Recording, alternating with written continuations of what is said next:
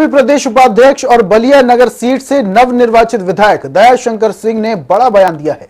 दयाशंकर सिंह ने जनता टीवी से खास बातचीत में कहा कि अगर हम ओम प्रकाश राजभर के साथ रहते तो 100% हमें उनका लाभ मिलता और निश्चित तौर पर हमें 300 पार सीटें मिलती। इसके अलावा और क्या कुछ कहा, सुनिए आप भी। उत्तर प्रदेश में एक बार फिर मोदी योगी का चेहरा काम कर गया है। प्रचंड बहुमत के साथ भारतीय जनता पार्टी दोबारा सरकार बनाने की तैयारी कर रही है। दिल्ली से लेकर लखनऊ तक लगातार मंत्रिमंडल को लेकर बैठकों का दौर शुरू है। इस वक्त हमारे साथ प्रदेश उपाध्यक्ष भारतीय जनता पार्टी के दयाशंकर सिंह मौजूद हैं। इनका और परिचय करा दूं, बलिया नगर सीट से विधायक भी चुने गए हैं। पहले तो बधाई आपको। धन्यवाद। दयाशंकर जी, 37 साल के इतिहास को देखा जाए तो भारतीय जनता पार्टी दूसरी बार सरकार बनाने जा रही है। इसमें आपका कितना सहयोग रहा, क्योंकि आप भी प्रदेश उपाध्यक्ष थे?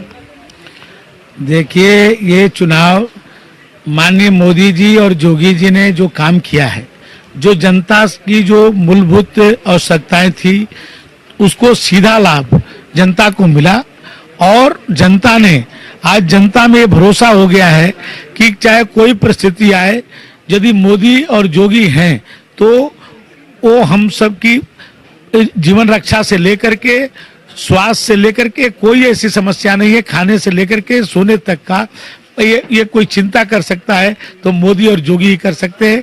इससे बड़ी महामारी सदियों में आता है और ये कोरोना काल में इतनी बड़ी महामारी होने के बावजूद भी लोगों को सुरक्षित रखना, उनके घर में भोजन के भंडार भर देना, नमक से लेकर के तेल से लेकर के चीनी तक की सभी व्यवस्था करना, बुजुर्गों को इलाज के लिए जो बड़ी बीमारी हो जाए उसके लिए भी 5 लाख रुपया का आयुष्मान कार्ड बनवा देना। ये जनता को पहली बार लगा कि योगी मोदी ये अपने लिए नहीं जीते हैं, ये देश और प्रदेश की जनता के लिए जीते हैं।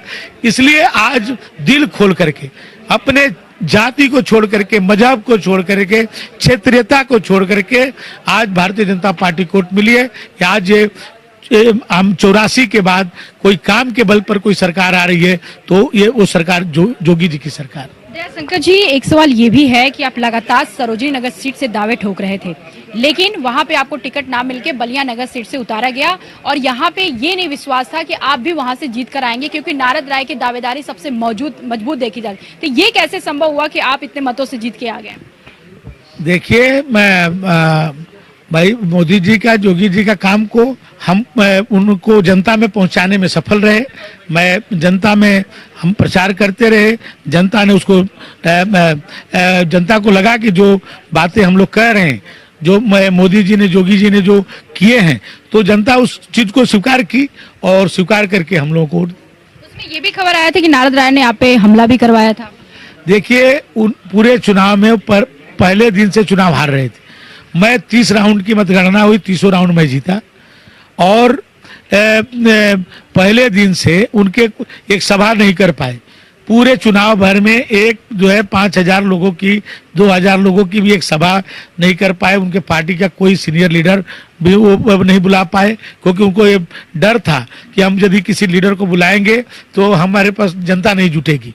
और वो लास्ट तक यही रहा कि कोई नेता उनके यहाँ नहीं गया, न कोई उन्हें सभा कराई। वो केवल ये चाहते थे, हमारे यहाँ भाई मोदी जी गए, माननीय जोगी जी गए, हमारे अनुराग ठाकुर जी गए, अश्विनी चौबे जी गए, मनोज तिवारी गए, हेमा मालिनी गए, हमारे यहाँ दर्जनों लोग मैंने प्रचार करने के लिए हमारे स्टार प्रचारक गए।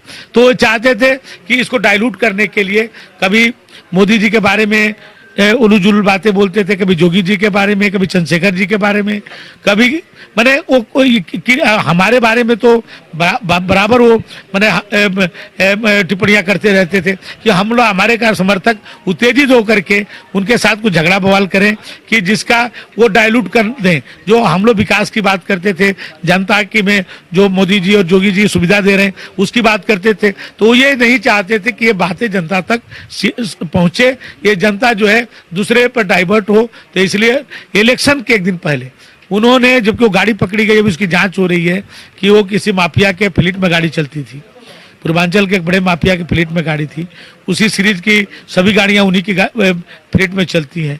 वो गाड़ी पकड़ी गई, हमारे रास्ते को उस गाड़ी से रोक दिया गया था, फिर हमारी गाड़ी पर हमला हुआ, लेकिन फिर भी हम अपने लोगों को सहमित रखे। हमने कहा कि नहीं, वो यही चाहते हैं कि बवाल हो, लोगों में मैसेज वो न जाए जो हम लोग कहना चाहते हैं, जो लोगों को समझा रहे हैं। तो बाद में मैंने जनता, जो इलेक्शन हुआ, इलेक्शन में वो बुरी तरह से पराजित हुए और सर्वाधिक सबसे ज़्यादा वोटों से मैं वहाँ चुनाव जीता, सबसे ज़्यादा वोट मैं वहाँ पाया। आप संगठन के व्यक्ति हैं, 40 सालों से भारतीय जनता पार्टी के सियासत में सक्रिय रहे हैं और संगठन को देखते आ रहे हैं। लगातार राष्ट्रीय राजधानी में बैठकें चल रही हैं मंत्रिमंडल को लेकर। कहा जा रहा है कि दयाशंकर सिंह को भी इस बार कैबिनेट मंत्रालय में जगह मिल सकता है। क्या इसमें कितनी सच्चाई है? देखिए, ये सब जो केवल लोग उस पर संभावनाओं के आधार पर जो लोग चर्चा करते हैं, भाई ये तो मोदी जी, आप चाहते हैं ना? देखिए, नहीं, यदि अवसर मिलेगा तो भाई पूरी ताकत के साथ काम करेंगे। पार्टी ने अभी तक जो भी काम दिया है, आपने दावेदारी की कैबिनेट मंत्री के लिए? कोई दावेदारी यहाँ नहीं होती है। भारतीय जनता पार्टी में कोई व्यक्ति दावेदारी नहीं कर सकता। ये हमारी पार्टी खुद तय करती है कि किसका कहाँ पर उपयोग करना है। बहुत बहुत धन्यवाद दयाशंकर जी। ये थे दयाशंकर सिंह। इनका साफ तौर पे कहना था कि देखिए, मोदी मैजिक भी है और योगी मैजिक भी है। जहां तक हमारे चेहरे का सवाल है तो मोदी और योगी के चेहरे पे तमाम जो उम्मीदवार जीते हैं उनको वोट बैंक मिला है, महिलाओं का सबसे ज्यादा जन समर्थन मिला है। और साथ ही साथ ओपी राजभर का जो बयान है वो बिल्कुल सटीक है और जहाँ नुकसान हुआ है राजभर वोट बैंक का, लेकिन वो रहते तो उनको भी फायदा पहुंचता। कैमरा रियाज के साथ मैं जया सिंह, जनता टीवी, लखनऊ।